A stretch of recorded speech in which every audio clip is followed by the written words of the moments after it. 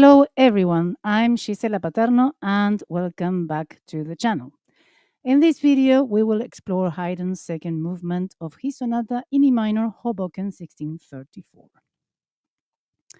In this video, we will break down the ternary form, structure, themes, harmonies, and Haydn's compositional technique. If you're interested in the first and third movement analysis, I left the links in the description below. Before we plunge ourselves into the analysis, let me clarify that we will use the terminology coined by the theorist William Kipling from his book Analyzing Classical Form and also from Yann Laroux's Guidelines for Style Analysis. Let's start. This piece was composed in the late 1770s and published in London in 1883. This period marked a time when Haydn was experimenting with form, structure, and emotional expression, laying the groundwork for what would later evolve into mature classical style. The sonata was likely intended for a skilled amateur or a smaller, intimate audience, which was common for keyboard sonatas of his period. The key choice, the move to G major, the relative major of the main key E minor of the sonata, softens the tension established in the first movement by the key of E minor. The G major's pastoral quality adds to the serene and elegant character of the second movement. The form and structure, as part of Haydn's middle period works, the movement returns a balance of simplicity and sophistication. Its ternary form, ABA, allows for lyrical expressiveness while staying structurally clear and accessible. There are some differences in tempo among different versions. We have just Adagio in 7 editions, 96 the quiver or eighth note beat in the motionless edition, and 96 the crotchet or quarter note beat in the Sigmund Lebert and Hans von Bülow editions. The second movement is in ternary form, or ABA, in which we have the A section. From bars 1 to 20, the main theme unfolds in G major, characterized by its song-like melody adorned with a graceful ornamentation, approximately 41% of the total piece, being the longest section.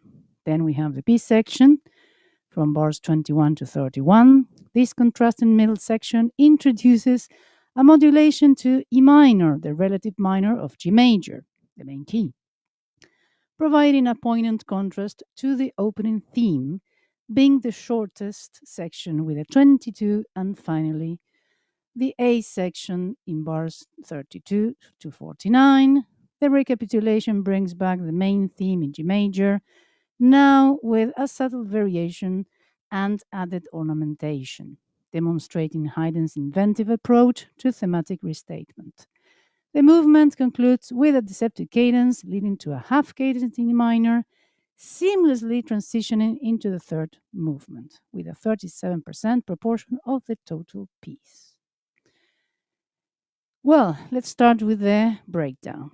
In the first section, or A, we have bars 1 to 8, following the tight, neat form of a sentence, according to Kipling. In bars 1 to 4, we have the presentation function with the basic idea in bars 1 to 2, with a lyrical 2-bar melody in the right hand over a subdued chordal accompaniment. See the score 1PA.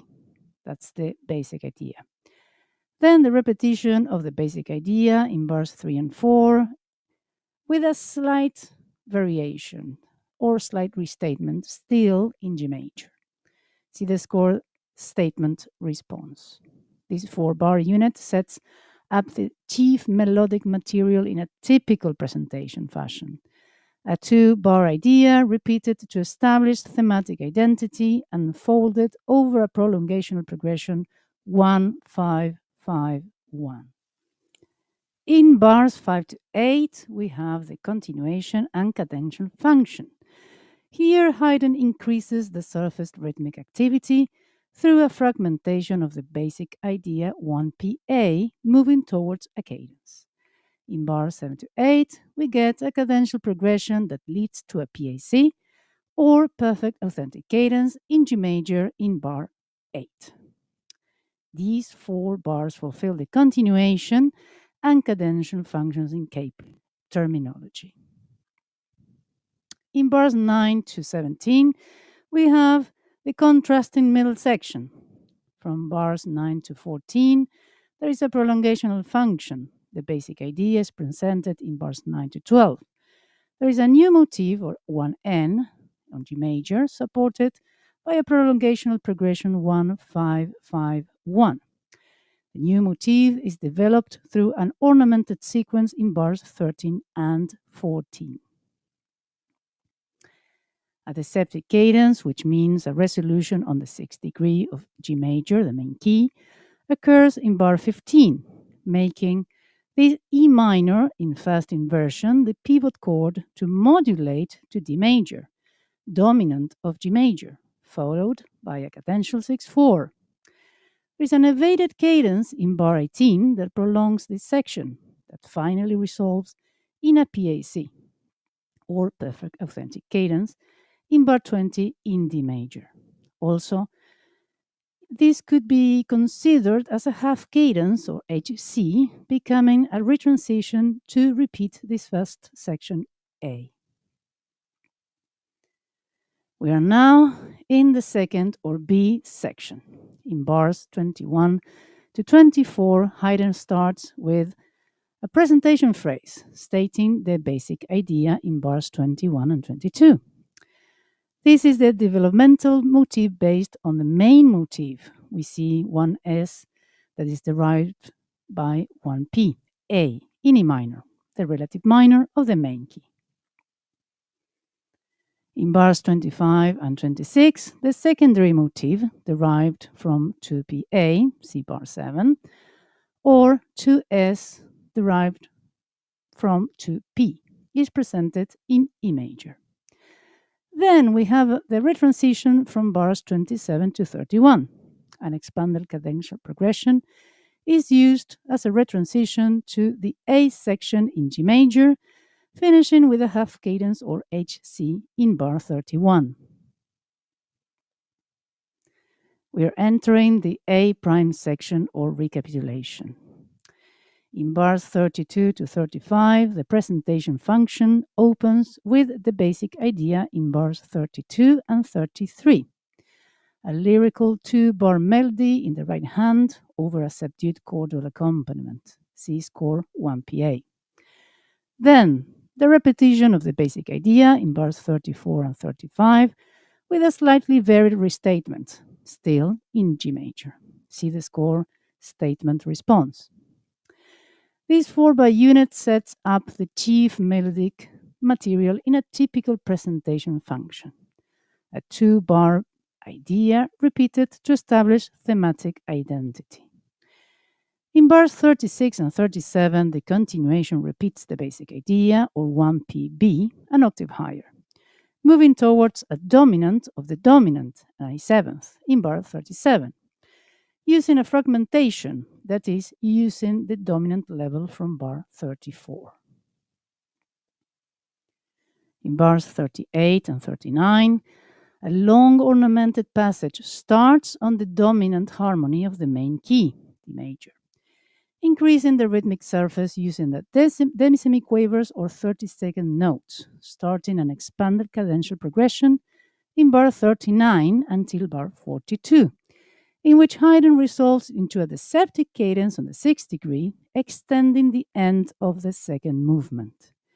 After the deceptive cadence, there is an ornamented, by thirds, scalic passage, falling to the B note, the dominant of E minor, the key of the next movement, preparing the harmonic path, now clarifying the intention to go towards the E minor key through this pedal on the highest note. In bar 45, we have another deceptive cadence, but now reinterpreted as a PAC in E minor, in retrospective, starting a coda on the dominant harmony. One of the distinctive features of this sonata is the seamless connection between the first and second movements, in which the final cadence ends with three repeated E notes, creating a feeling of suspense, an unconventional ending for a fast movement, giving the way to the second movement, the adagio. This connection is almost recreated in the second to third movement, achieved through a deceptive cadence, and then the ending on a half cadence on B major, dominant of the tonic key, E minor. That leads directly into the finale with the instruction attacca subito. This approach was relatively uncommon in Haydn's sonatas and demonstrates his experimental approach to form and continuity.